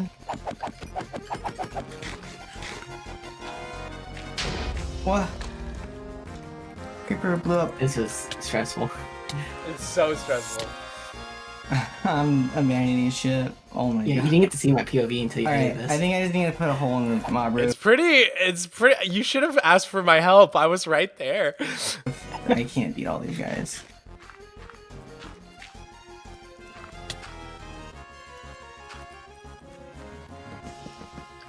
You've got mail. Okay, the farm should be flooded and turned off. Oh, that was stressful. Hobby spent the night creating the boat clock that controls the flushing mechanism. He adapted it from this video by Julian Guillaume, which showcases the general mechanics of making a boat-based toggle clock. A user named Laupig in my Discord even came up Shout with out an Julian alternate- Guillaume, literally 1 subscriber. Don't know how you found that video at all, Hobby. Pretty amazing. I love researching. I'm a big researcher. You're deep. You're deep in the. Not only is he deep in the Yugi tube economy, but he's also deep in the Minecraft boat clock technology space.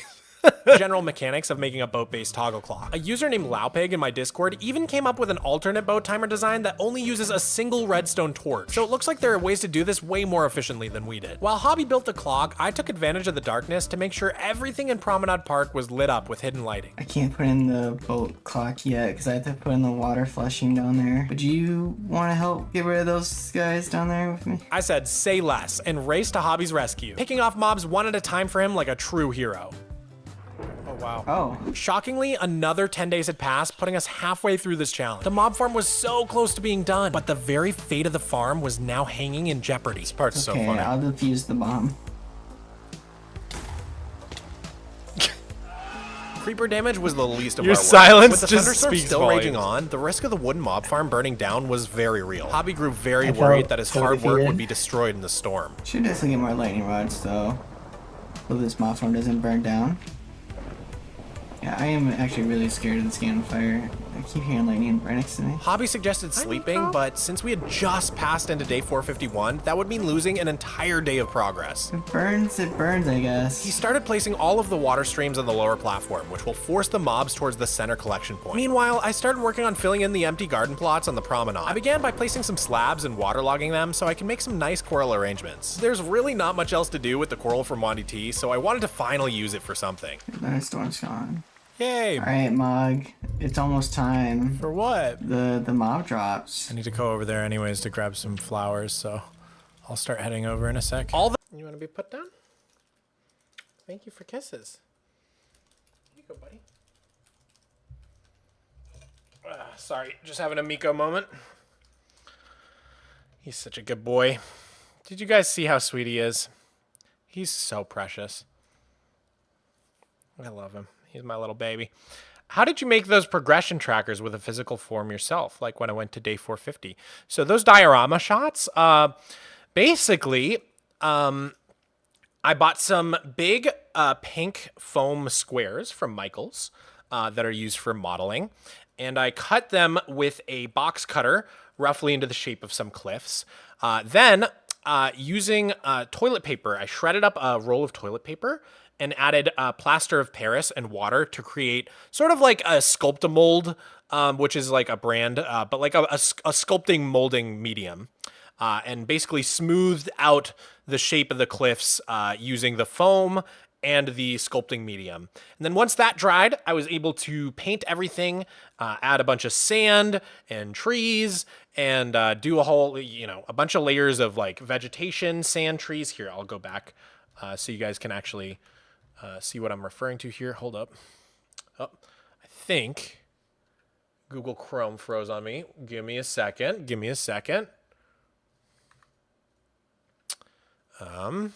Technical difficulties.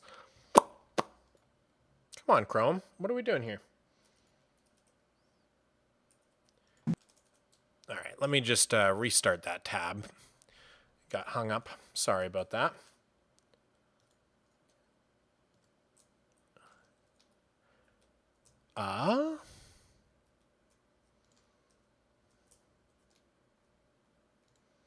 Okay, here we go. Higher day of... We're back. Sorry about that, guys. Here we go. Use the box. Rescue. Picking off... Could you restream it for me? Another 10 days had passed. Yeah. Sorry. Thank you. Here you go. Yeah, so... all of this that you're seeing here, that's actually pink foam. You can kind of tell. There are some parts that didn't get painted super thoroughly. And then, little bits of foam that I got glued down, and then went over with like this little fake grass powder that you can sprinkle on stuff, some sand, and then these little tiny bushes that you can get at Michael's as well. And then these little title cards. I told you guys how I did that by just printing them out, ripping them up, and then crumpling them up, dyeing them with coffee, and then baking them in the oven. So, and then this poster back here of the clouds, my girlfriend literally just held that up while I filmed, which is why you can sort of see them moving. Halfway through this challenge, You could sort of see the poster like moving slightly because the wind is like blowing it around. the mob farm was so close to being done, but the very fate of the farm was now hanging in jeopardy. It's okay, I'll defuse the bomb. Creeper damage was the least of our worries. With the thunderstorm still raging on, the risk of the wooden mob farm burning down was very real. Hobby grew very worried that his hard work would be destroyed in the storm. Should definitely get more lightning rods. We were a little further than this. Let me just skip. Since we Once it burns, collection point. Meanwhile, I started placing all of the water streams on the lower platform, which will force the mobs towards the center collection point. Meanwhile, I started working on filling in the empty garden plots on the promenade. I began by placing some slabs and waterlogging them so I can make some nice coral arrangements. There's really not much else to do with the coral from Monty T, so I wanted to finally use it for something. the storm's gone. Yay! Alright, Mog. It's almost time. For what? The mob drops. I need to go over there anyways to grab some flowers, so I'll start heading over in a sec. All that was left was to place the boat into the water timer and the farm would start up. Okay. My I'm first gonna Mog place it stream? in, Welcome! There he goes. Making my way out of there. Why is it not activating?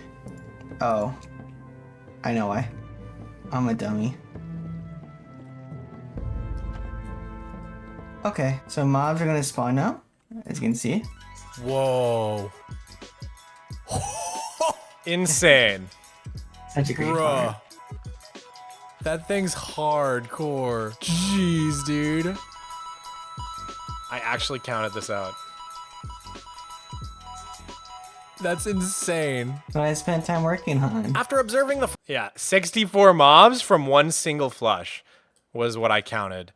I don't know if that's like high or low or what the Yeah. average is, but The mob cap is 70, so Got it. I mean enough layers where it can get to like 60 to 70. got per it. flush. So it's basically every single cycle, it's pretty much filling up the mob cap. It's so insane. I honestly, I never would have thought you could make something like this in Structureless. If you showed me this footage like when we first started, I would have been blown away. I think we've come a long way. farm for a Thank while, you. we I noted hear a that the lot collection at the bottom about would need the to be farms. widened slightly, but otherwise the farm was incredible. I headed to the flower farm to grab the flowers I needed for my gardens while Hobby Farmer watched Hobby, we got to get you some overalls and a straw hat. I'm fitting with the one piece from earlier. This is my first Mog stream as well. I've watched your videos, but never your streams. It meant so much to me when you said my comment out loud. Emily, welcome to the stream. Thank you for being here. I love reading your chats.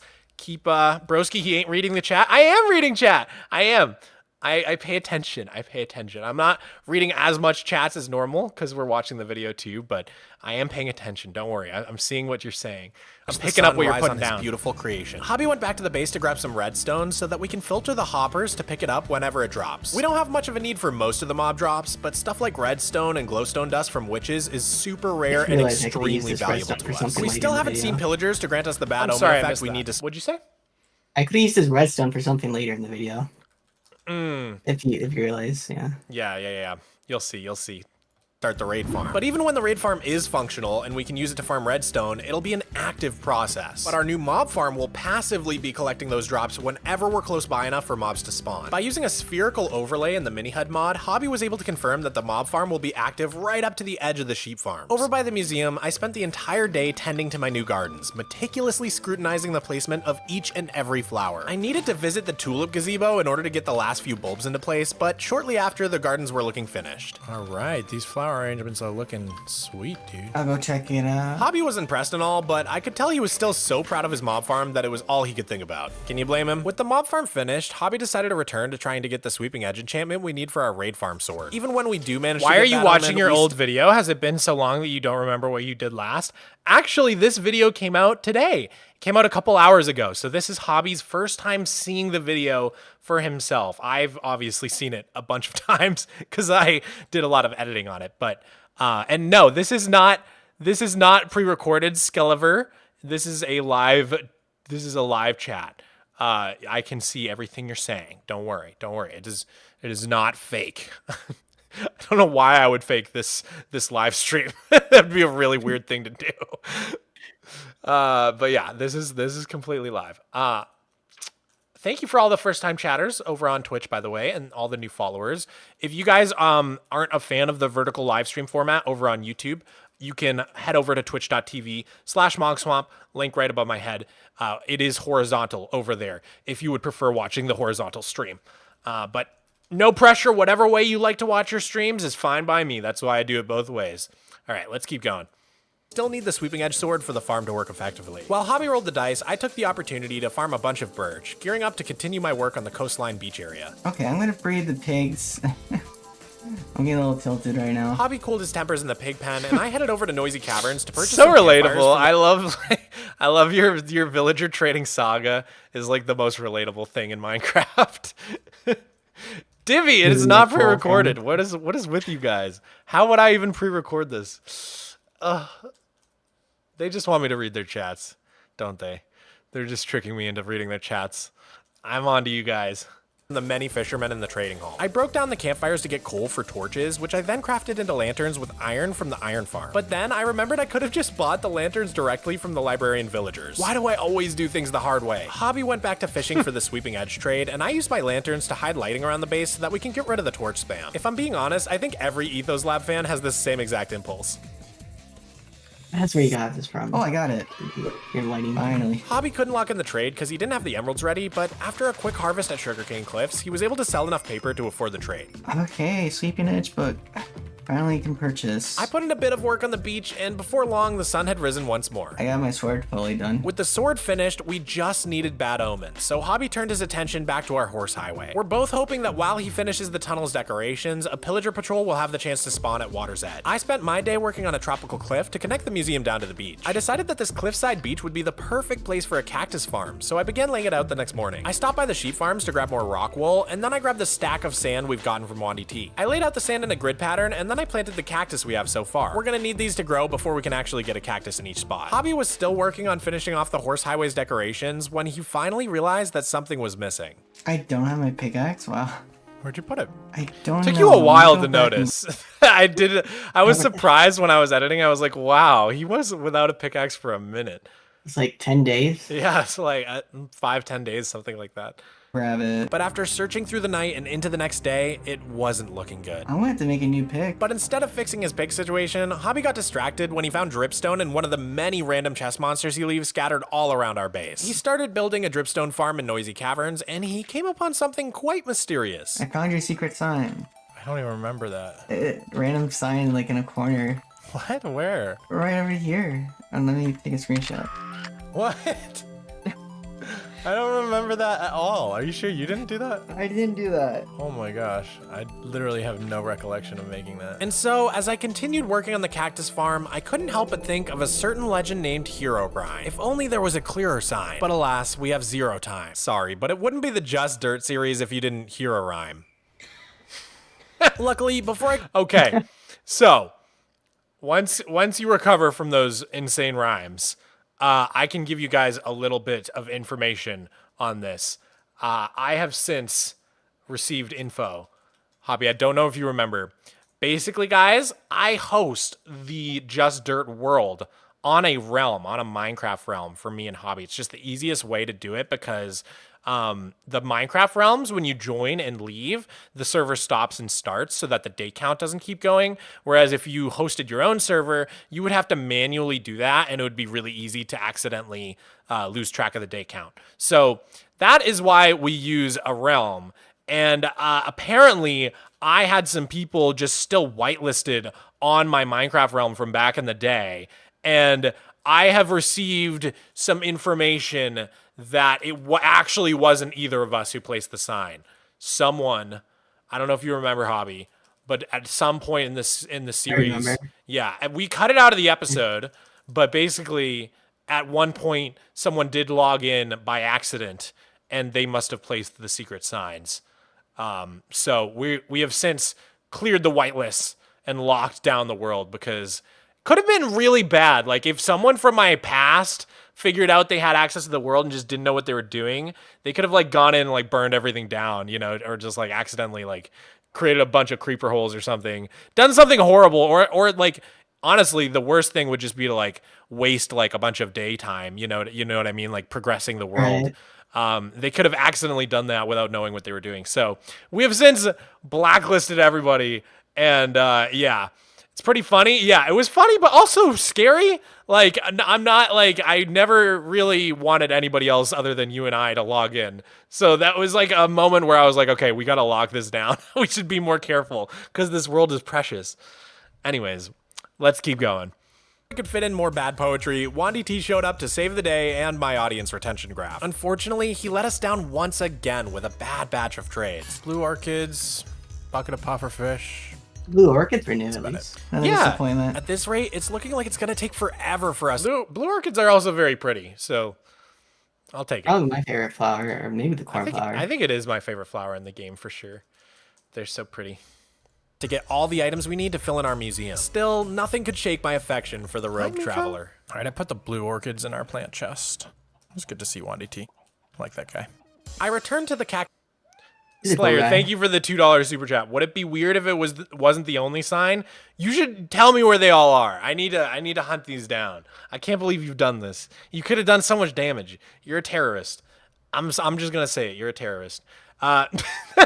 Blue orchids are base. They're so great. Also, hi Animal Mace. How you doing? All right, Miko, you are distracting me again. You either have to, if you're gonna be up here, you have to settle down. Good boy. Good boy. Settle down, buddy. Good boy. Okay. Cactus farm. I wouldn't know. I know nothing. Sure you do. Sure you do. I got my eyes on you, man. We don't negotiate with terrorists here in the Just Dirt Island. We needed a better name than that.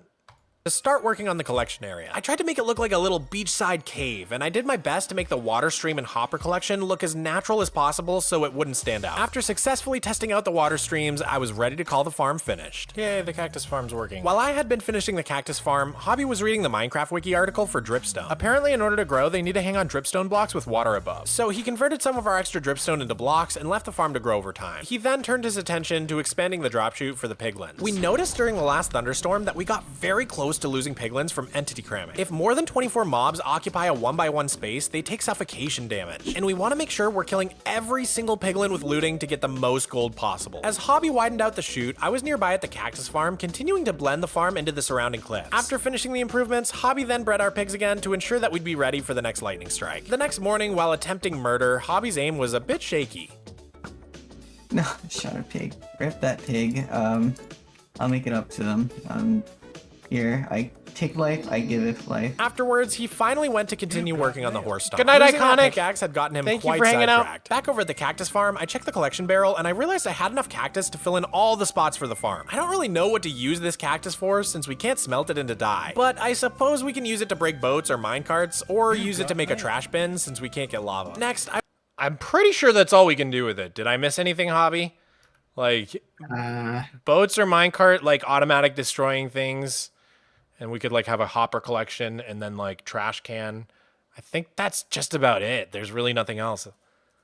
I would have to think about it more. But Yeah, because we can't smelt it, and that's like really all the cactus is for, is smelting into green dye or using for experience, smelting for experience, but we have no way to smelt it. So basically just the actual cactus, you know, breaking properties where it breaks items would be the only thing we can use it for, other than, you know, decoration. Suppose we can use it to break boats or minecarts, or use it to make a trash. Crazy how much progression is locked behind one lava source. Yeah, you know, I think it would be hard to go too much further in this world at this point, but if they ever did add a way to get lava, we would have a ton more content that we would be able to do, because yeah, there's like a whole bunch of progression locked behind just the one lava bin since we can't get lava. Next, I wanted to construct some palm trees along the coastline. So I used some of the brown dye we got from Wandy T to craft some brown glass panes. I'm gonna use these in a really creative way. You'll see. Then I chopped. Yeah. So I've been getting a ton of comments on like all my videos, not just Structuralist, but my other challenges too, about, you know, ways to get certain unobtainable items using the April Fool's updates, or using like really old like snapshots where you can like just go into creative mode. I think Hobby and I kind of have the same mindset on this. I'll say mine first and then you can say yours, but my mindset is just kind of like, I don't really consider April Fool's updates to actually be a part of the game. To me, they feel too cheaty. They're specifically meant to be jokes. They're not really supposed to be full versions. And when it comes to old snapshots, I think snapshots are kind of fair game, but if it's something like, you know, a snapshot where you can just straight up go into creative mode, that's a little bit too far for me. And I also think I'm not really into downgrading, because downgrading is very unstable and usually just ruins your world anyhow. So that's kind of my thoughts. What about you, Hobby? Yeah, I only wanted to use like official releases, not like April Fools or snapshots. Yeah. And not downgrading either. But I'm always up to like starting in an older version to like use exploits from that, but not go back. Like one thing I'm considering doing, for an example of like right about where my line is in my flat world, I'm considering reverting to my backup that I made just before I updated to 1.21, and then instead loading it into 1.20.6 with experimental features, which would allow me to get a version of the trial chambers that actually have amethyst, because I'm not confident that Mojang ever will actually fix that bug where you can't get amethyst in the trial chambers. So I'm strongly considering actually going back and reverting my flat world to that version so that I can have access to amethyst. But that's like about the limit of what I would actually do.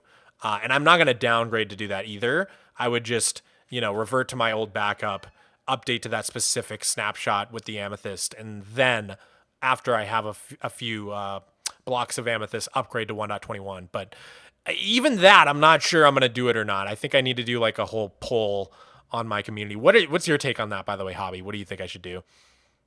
That's a big one. It's tough, isn't it? I can't decide. It would hurt. It would hurt to back it up because I've already spent like 12 hours in 1.21, but like what I always hear is it's single player, you make up your own rules. Yeah. But what do you as a long-time OG fan of the series, what do you think? Do you think I should hold out and try to wait until it becomes legit available in a full version, or do you think I should just seize this one opportunity because it might not come again? I mean, if you got other videos planned, you can focus on those in this meantime and give yourself some more time to think about it. Yeah. We shall see. Maybe I'll do a community poll as well. Anyhow, let's keep going. Chopped down more birch wood to use on the beach and gathered some azalea leaves to use for the palm tree fronds. Lastly, I needed a bit of moss, so I grabbed a block and then began spreading it around on top of the cactus farm with bone meal. This also gave me a good opportunity to make. I want to know how far you can. Oh, I just accidentally hit a number on my mouse, which started over. Do you know what day we were on? Further, like, I think it was right about working on the collection Minecraft wiki for our extra dripstone into blocks and left the thunderstorm by one space. They pulled down and clicked. Next morning, while attempting murder, Hobby's aim was a pigs again to ensure that we'd be ready for the next lightning strike. The next morning, while attempting murder, Hobby's aim was a bit shaky. No, shot a pig. Rip that pig. I'll make it up to them. Here, I take life, I give it life. Afterwards, he finally went to continue working on the horse tunnel. Losing that pickaxe had gotten him quite sidetracked. Back over at the cactus farm, I checked the collection barrel and I realized I had enough cactus to fill in all the spots for the farm. I don't really know what to use this cactus for, since we can't smelt it and we can't get to craft some birds on the beach and panes. I'm gonna use these in a really creative way. You'll see. Then I chopped down more birch wood to use on the beach and gathered some azalea leaves to use for the palm tree fronds. Lastly, I needed a bit of moss, so I grabbed a block and then began spreading it around on top of the cactus farm with bone meal. This also gave me a good opportunity to make sure everything was lit up by hiding lanterns underneath the moss carpets again. The next day, I was eager to start building my palm tree. I used the brown glass panes to connect to the mud brick walls, allowing me to achieve a much more fluid and organic shape for the trunk. Then I built the tree's canopy, making sure to put carpets on all of the moss blocks to prevent mob spawns. After getting rid of my dirt scaffolding, I stepped back to take in the result. What a big difference. This went from a boring shore to a tropical paradise with one. Thank you, Happy Gilmore. Miko, upstairs. Come here. You're screaming your head off. I'm trying to do a live stream. It's very disrespectful, mister. Do you want to say hi? Oh, do you want to say hi to the viewers? Hi, buddy. Hi. Miko wants to say hi, everybody. Are you upset at me? Please don't be upset with me. I love you. Settle down, okay? All right, we continue. One little tree. I spent the rest of my night organizing the chests in our storage room. Hobby finished the entire horse tunnel, floor, walls, and ceiling. After that, he checked on our dripstone, bred our pigs, and chopped some wood. The next morning, Hobby did a bit of trading to get some emeralds, and I took a break from organizing to plant cacti along my beach for a touch of greenery. After all, they're not good for much else. Meanwhile, Hobby couldn't shake the ghostly memory of his lost pickaxe. Still want to find this pickaxe. He decided he needed a vacation to try to get his mind off it. my favorite Dark Souls song. Hope you like it. Adding some tiki torches right now. After finishing up the beach tour, the two of us headed back to our storage room, and I continued to organize all of the chests. Day 60 was now behind us, and although we achieved much in the past 10 days, we were no closer to getting that elusive bad omen effect. So on the morning of day 461, Hobby set out in a boat, embarking on a brand new project in the slime-infested flatlands. We're gonna try to build a passive mob farm, a rare sight these days. By removing all of the grass and mobs from our spawn chunks and ensuring there's no grass nearby for passive mobs to spawn on, we can create a farm that automatically collects drops from cows, sheep, pigs, chicken, horses, and donkeys. That's a lot of different items. This has been a goal of ours since the series began. We were both inspired by Ethos Lab's passive mob farm from his first Let's Play series. Oh boy, multiple Etho mentions in one episode? I really am an Etho girl, aren't I? It's been forever since in our world that I just like when I'm Did you get any of those Etho references, Hobby? Let me go back. regular. I really am an Passive mob farm? Oh, snappers, get your snacks. Yeah, I grew up with Etho content. Etho girl, aren't I? My little Etho shrine. It's been forever since in our world that I just like went into regular flatland. The first step in building our... Is that the isometric renders mod? Yes, that is how we did that. Exactly. Our passive mob farm was to eliminate the slimes to ensure work could be carried out safely. So Hobby began converting all of the grass within the slime chunks to path blocks. Back on the island, I sheared a bunch of sheep to gather more rock wool for my terraforming mission. Before I can fill in the museum, I need to finish the exterior, so I'll be focusing on this for quite some time. Is it possible to get bamboo? Unfortunately not. It's actually not even possible to get bamboo in super flat with structures either. You can get bamboo planks, which allows you to craft most of the bamboo family, but you can't actually get bamboo itself. The plant itself is not accessible in either structureless or super flat with structures. So sadly, super flat and bamboo just don't go together. Hobby began to outline a 7x7 chunk perimeter with spruce wood. Within this perimeter, we're going to clear away all of the grass so that passive mobs can't spawn, but wandering traders can. Since traders spawn within 4 chunks of a player, we can stand in the middle of the perimeter and have as many spaces as possible for the trader to appear while still running the passive mob farm in the background. Plus, while Hobby is constructing the perimeter, there should be ample time for pillager patrols to show up. But as the horizon grew dusky, we were forced to call it a night, as Hobby hadn't yet lit everything up. When I awoke on day 462, I hunkered down in the dirt mines to collect as much dirt as I could carry to use on Museum Mountain. The cool temperature of the bedrock beneath me provided a welcome respite from concocting cliffs under the beating sun. But before long, it was back to the cliffside, and Hobby found himself on a voyage back to the island to grab more wood. By the way, Hobby and I have just been calling it the island, but we should probably name it. Just Dirt Island is a little too on the nose, so maybe you guys can help us come up with ideas. Anyhow, I was shearing the sheep as night fell and realized that the Newborn Cliffs were not yet lit up, so that was the part I was waiting for. We asked you guys at the beginning of the stream to, we asked you at the beginning of the stream to be thinking in the back of your mind of names for our island while you were watching the video. We are now at the point in the video where I asked you guys for some ideas for names for our island. So let's hear it. Do you guys have anything? Do you guys have any ideas for what we could name our island? Just Dirt Island is just a little bit too on the nose, a little bit too boring. Mudhaven is interesting. I've seen a few people say that in chat, although Fenhaven is the name of my city in my regular flat world, so it's a little too close for me. The Mogswamp. Well, we want to include Hobby, too. It's not just a Mogswamp. It's also not a swamp at all, except for maybe Goo Lagoon. Let's see. Anything else? Skibbity Toilet Land. Okay. Maybe I should ask someone other than YouTube chat. Skibbity Toilet Land is about I think the quality of suggestion we're gonna get tonight. I'm sorry to say, Hobby. Dirtopia, Mudhaven, Hobby Lobby, the Master Mountain, not Dirt Island. Ugh, these are terrible. I'm so sorry, guys, but you're letting me down. Justburg. Mudstone.